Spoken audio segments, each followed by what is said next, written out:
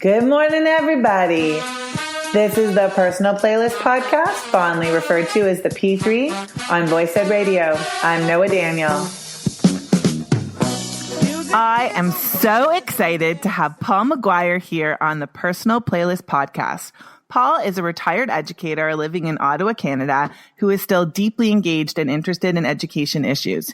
He and his partner, Heather Swale, have a podcast titled Firsthand Stories that plays on Voice Ed Radio. And according to the station, it's a show that helps us explore some of education's most complex questions.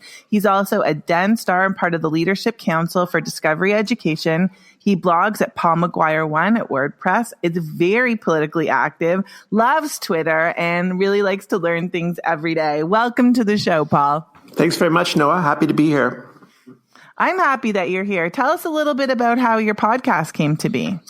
Well, it goes back a little ways. I remember Stephen Hurley putting out notes about this new thing he was doing and actually not really responding to Stephen for quite some time, and then kind of remembering that there was something out there that looked really interesting and responded to some of the stuff that he had been putting out about this new idea about Voice Ed Radio. And then my wife, Heather Swale, and I thought it might be kind of a cool idea to do podcasting. We'd never done it before. And I'm sure it was Heather who came up with the title, Firsthand Stories. And the first few podcasts we did, I think we're actually just interviewing each other. But the whole idea behind it was to find people who are kind of on the front lines in education and in other fields and just interview them just about kind of the kind of things that they're doing. So the series has kind of morphed a little bit out of education into other fields. And we've had a whole variety of guests on about a whole bunch of different topics. More recently, in my mind, and I think Heather's too, it's become more interesting just because of some of the guests that we've been getting. It's become, an interesting broadcast. It's not something that happens on a regular basis. We basically do a podcast when we find someone and we can get someone in the door to kind of to interview. So it's kind of a work in progress.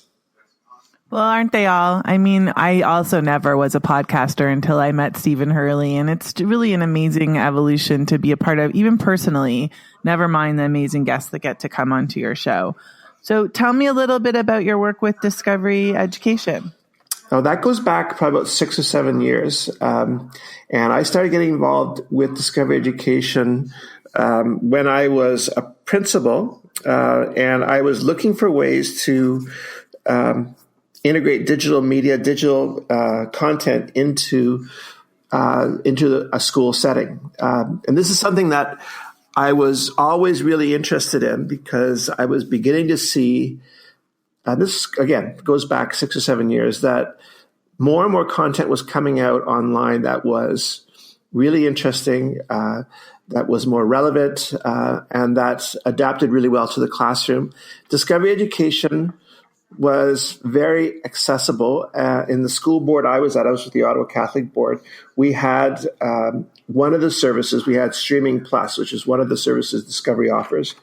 And it didn't really get used all that much, but we started using it. I had a chance to go to 2 of their summer institutes. They run summer institutes every year, one for teachers and an earlier one for principals. I went to the principal one in Washington and in Chicago, and really got really interested in some of the content work that they were doing.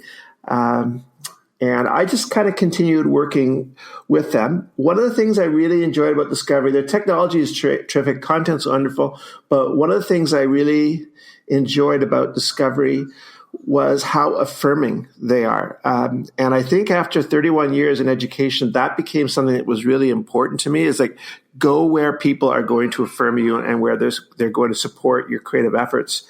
And so as time has gone on, that's where I've directed my efforts. So that's how I first got involved in Discovery. And I remain working with them, mainly because they're very positive, and they're really into connecting teachers and trying to connect teachers in creative ways. And they're really into developing really important, relevant digital content, which I really think is the way that eventually we're going to go. I don't see it in Canada so much yet, but I think that will be the way that eventually we're going to have to go when it comes to getting content for our teachers and for our kids. Blogging, is that something that came naturally to you? I think that was something that occurred over time. I remember years ago reading a blog post written by a principal in the States, and he talked about making the leap. So this is years ago, because I wouldn't really consider blogging much of a leap at this point. But at that point, it was seen as like making a leap in the way he was going to communicate with the staff. And what he was going to do was start blogging to his staff. And that was going to be his primary way of communicating with them. So I thought that was a pretty cool idea, and I kind of mulled it over for a while. And then I started doing the same thing, and I started blogging to the staff I worked with at my first school as an elementary principal. And what I tried to do is make it as creative as possible and as interactive as possible. And I tried to actually keep away from other forms of communication like emails and other stuff, and focused my message on just using the blog.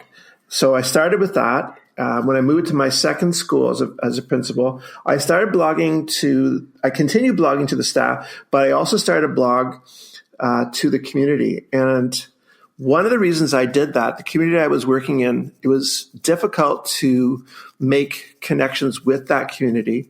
They had had a paper newsletter for a long time, and that's like, as far as that's just awful. Like, no one reads those things.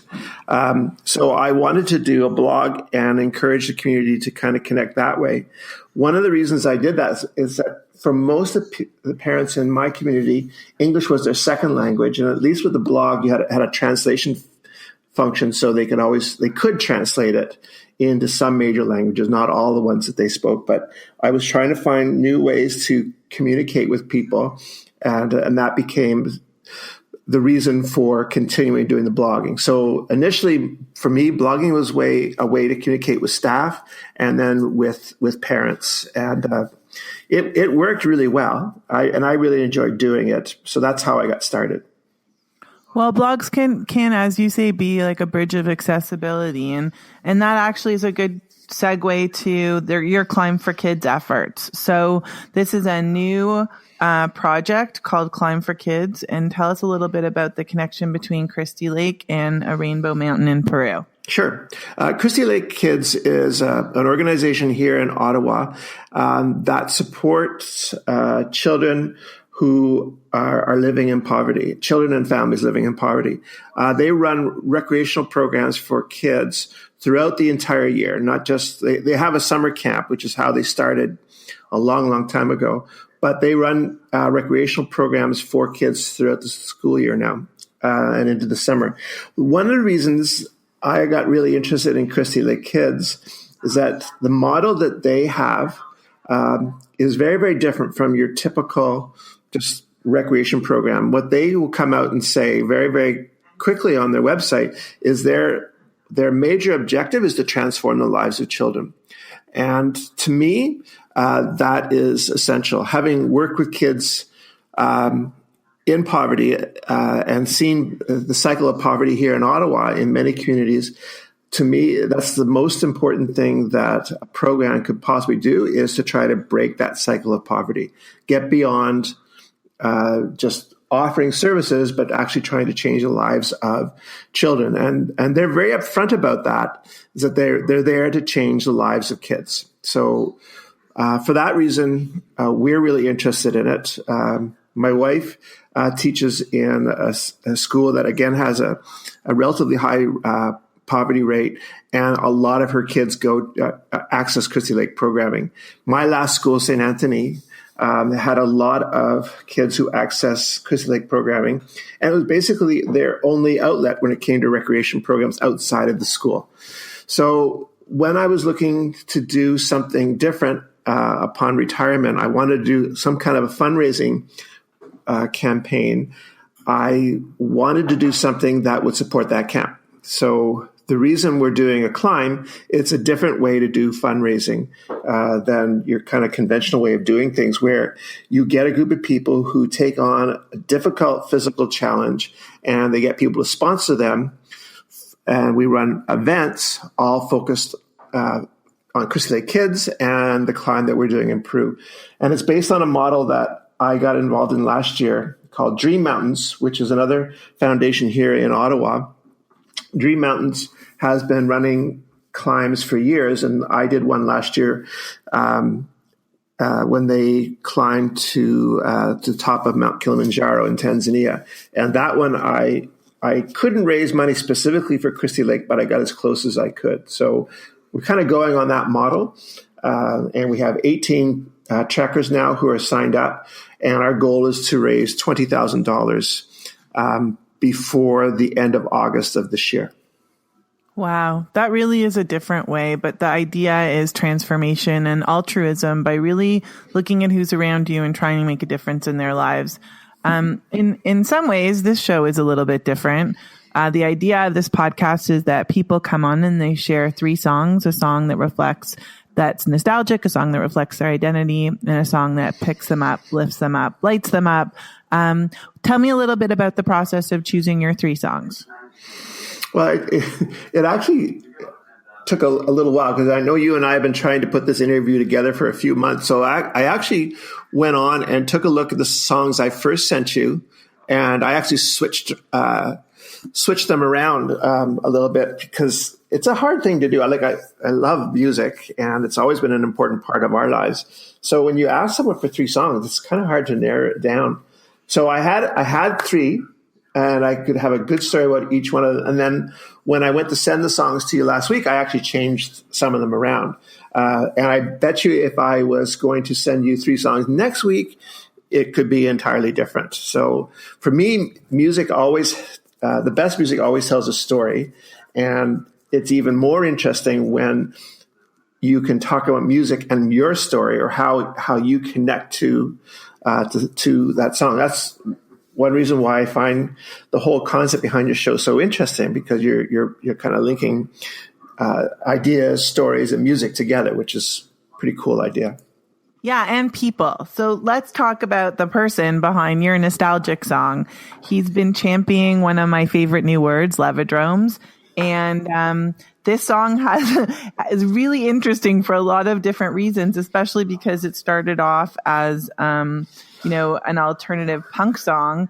And then here is this very interesting, wonderful celebrity who took it on. Tell us about your choice, how you came to it.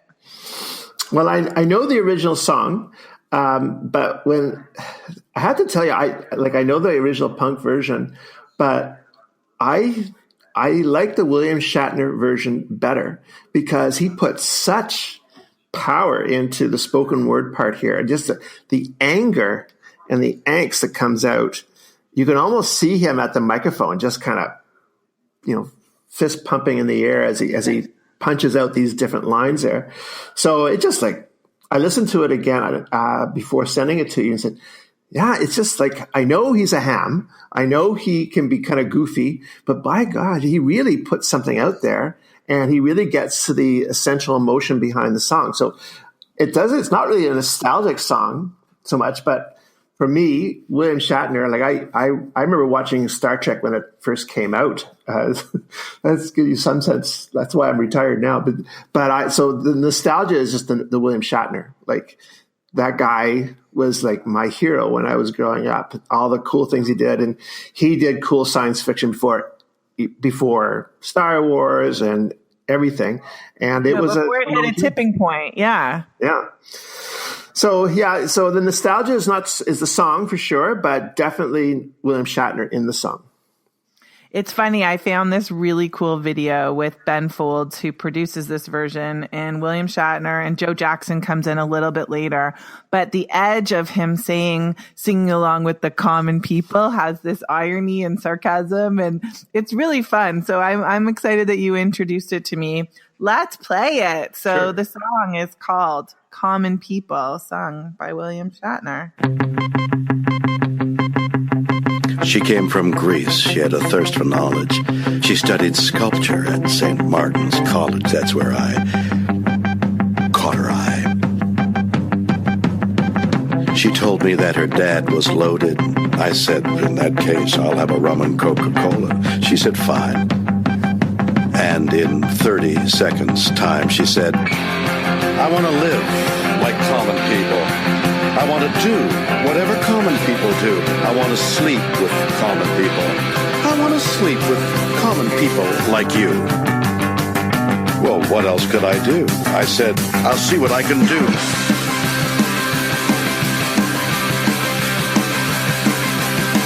I took her to a so supermarket. Interesting. What worlds has that man not discovered?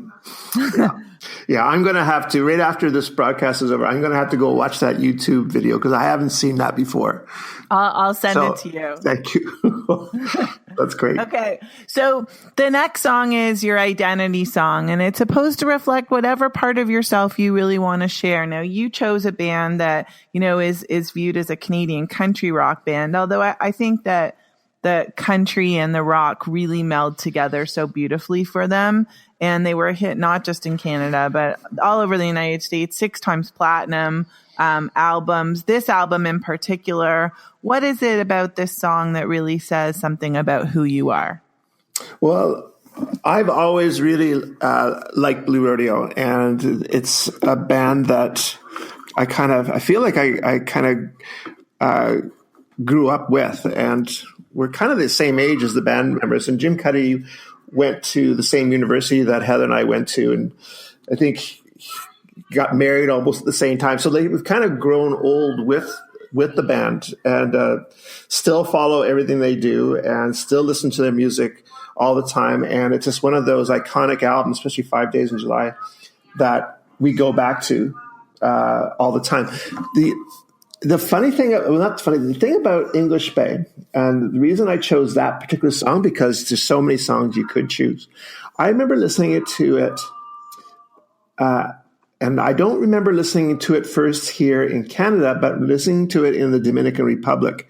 Because when I was a younger teacher, like about 20 years ago probably, I used to bring kids down to the Dominican Republic, and we would do a 1 week immersion program where they had a chance to visit the sugarcane plantations and live with families in a small rural town. And the first year, and probably the only year, because we had the same bus every year, and I think the radio was broken for every other year we went down. But the first year, they could play music over the radio. And I've done a lot of these trips since then, and usually you're playing local music and stuff like that. But that year, they were playing over the radio or over their system, Blue Rodeo. And they played English Bay, and we were in something called a batay, and it's a sugarcane plantation, and the workers there are mainly Haitian. And it was probably my first year going down, and this was the trip in itself was a transformative experience for me, because my first chance to travel into the global south and see the unbelievable poverty that exists down there. And it really kind of turned on a switch, I think, in me doing that trip. And I just remember being on the bus and leaving the Batay and English Bay playing on over the speakers. And it had an emotional resonance to me that I wouldn't have been able to get anywhere else, because I was basically being torn asunder by that experience down in the Dominican, and English Bay was playing in the background. Wow, that's fascinating. What was the name of this experience of going to the Dominican? It was probably called something like the Dominican Experience. It was run by a guy who used to work for the Scarborough Foreign Missions. His name was Dean Riley. He's probably still doing it, and he probably still is bringing Canadian high school kids down there. We morphed through a variety of these kind of programs over the years. We went. We started doing trips in the Dominican Republic, and then I started bringing teachers down to Cuernavaca, Mexico. It was more of they call it almost like a third world institute, or like a global South institute, where you go down there and you would stay in one place, but you'd learn a lot about the issues surrounding global poverty and stuff like that. And then after that, we moved on from there and started bringing kids again.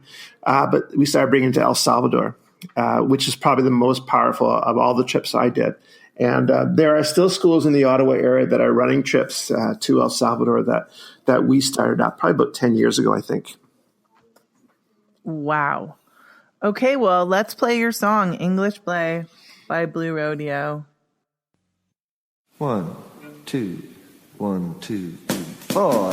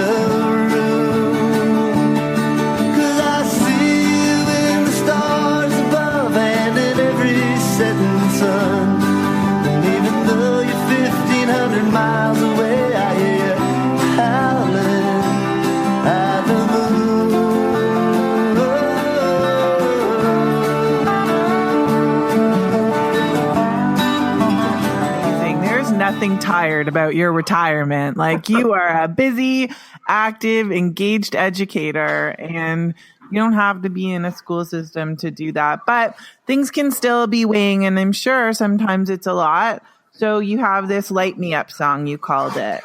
Yeah. Introduce a little bit to the song.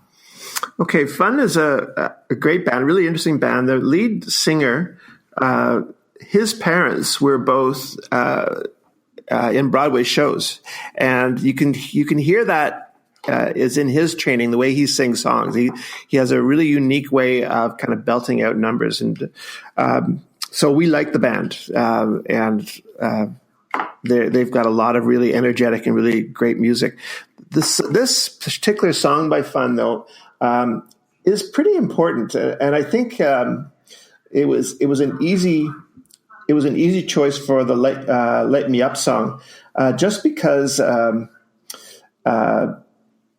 whole idea behind songs by Fun, or this particular one, it's all about kind of dealing with adversity and how adversity can actually make you a stronger person. So, I think I relate to that song very much, and I think anyone who's gone through difficult times, and I think by the time you reach your 50s, if you haven't had difficult times, like, what are you doing? Like, everyone has challenging times in their life, and it's how you deal with those challenging times which really makes the big difference. And so that's a song that resonates for that reason. There's something else that comes out with this song when it talks about dealing with adversity and dealing with difficult times. We've done 2 interviews, one actually called Dealing with Adversity, and we did another one by an incredible mental health advocate here in Ottawa named Chris Naimi. Yes, we were just actually exchanging tweets this morning. Yes. Oh, good. I hope you get a chance to do an interview with him. He is phenomenal. But he is, like, you listen to that guy's story, it's just unbelievable. And one of the main things he does now is he goes into schools and talks to kids and talks to adults about his experiences with mental health. And he's a mental health advocate here in Ottawa. So we did an interview, Heather and I did an interview with him about a month and a half ago in a restaurant where he goes to work. And we did a half hour. We could have done like a whole day, but a really great half-hour interview about his experiences and what he's learned from it, and what he's doing here in Ottawa, and I think everywhere else through social media, is really giving power to people and giving a voice to people who suffer from mental challenges. And it's such an important role that he's playing, because people who are in situations where they're dealing with like adversity and dealing, especially with mental health challenges, they need to know that they're going to be okay and they can be okay. And I think the fun song does the same thing in a musical way. As you're saying this, I'm thinking about the chorus of the song, which, by the way, you introduced to me. I didn't know the song. I knew the band. But if you're lost and alone or sinking like a stone, carry on. And I think see people like him, and you see people who take off their masks, or people who are talking through the hashtag, hey, are you all right? And they're sharing their deep stories, and they're sharing them like they were deep, dark secrets. I think one of the greatest things about the work that he's doing is making sure that this is not a secret and this is not a shame, but that people hold their heads high and, may their past be the sound of their feet upon the ground, like giving them that power to carry on and really empowering people. Let's play it so everybody can feel the vibe of it. So Here is Fun. Carry on.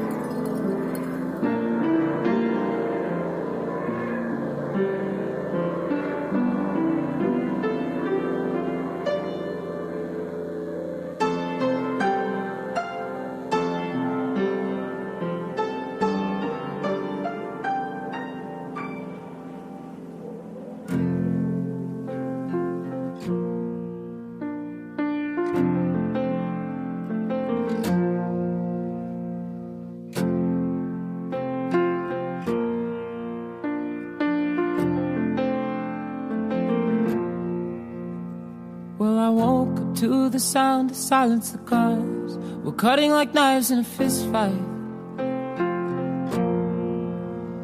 And I found you with a bottle of wine, your head in the curtains, and heart like the 4th of July.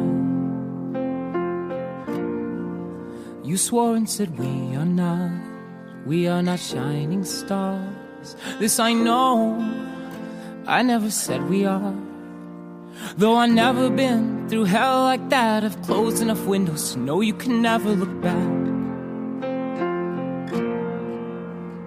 If you're lost and alone, or you're sinking like a stone, carry on. May your past be the sound of your feet upon the ground. Carry on, carry on, carry on.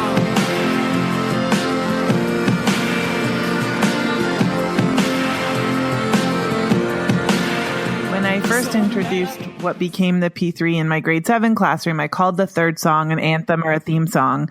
And listening to this, like this could be the anthem or theme song for the Hey, Are You All Right movement, or so many others. Thank you again for introducing it to me. So we're at the end of your P3. How are you feeling about your choices and the experience? Good. I think I'm glad to have had the opportunity just to think about the songs and kind of talk a little bit about them. So I appreciate the opportunity. Well, I appreciate your time. I'm so glad that, your show's on my radar. I'm going to be reading your blog, and I'm excited to keep the conversation going. I think it is important to remember that as educators, we have a higher purpose and we can raise the dialogue. And I think that's what you did today. So I want to thank you again for your time. Have a great day. You too, Noah. Thank you very much for this. Okay, well, I'm going to play you out. Thank you for joining us on the P3, the Personal Playlist Podcast. I'm Noah Daniel. This is Voice Ed Radio, and I hope you have a fantastic day.